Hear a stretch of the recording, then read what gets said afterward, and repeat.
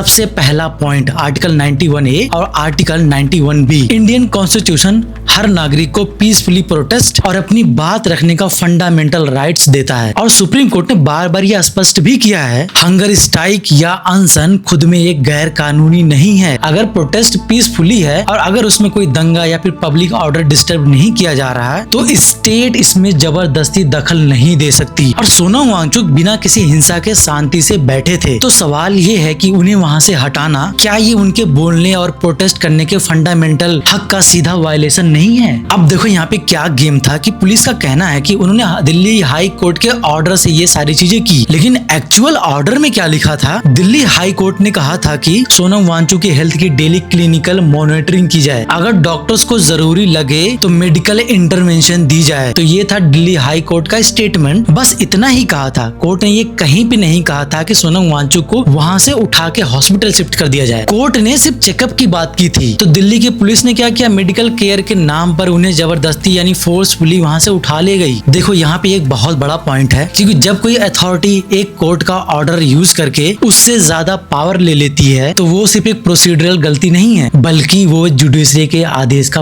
पूरी तरीके से मिसयूज है जो यहाँ पुलिस करती है। तीसरा और सबसे पर्सनल वायलेशन आर्टिकल 21 यानी पर्सनल राइट्स। कानून साफ कहता है कि किसी भी व्यक्ति को उसकी मर्जी के खिलाफ उसे मेडिकल दवा देना या ट्रीटमेंट देना उसकी पर्सनल लाइबिलिटी के खिलाफ है। ये तभी अलाउ है जब वो व्यक्ति बिल्कुल होश में ना हो यानी बेहोश हो, या फिर वो फैसला लेने की हालत में ना हो। अब यहाँ फैक्ट ये है कि सोनम वांगचुक पूरे होश में थे और वो चिल्ला चिल्ला के बोल रहे थे कि उन्हें हॉस्पिटल शिफ्ट ना किया जाए।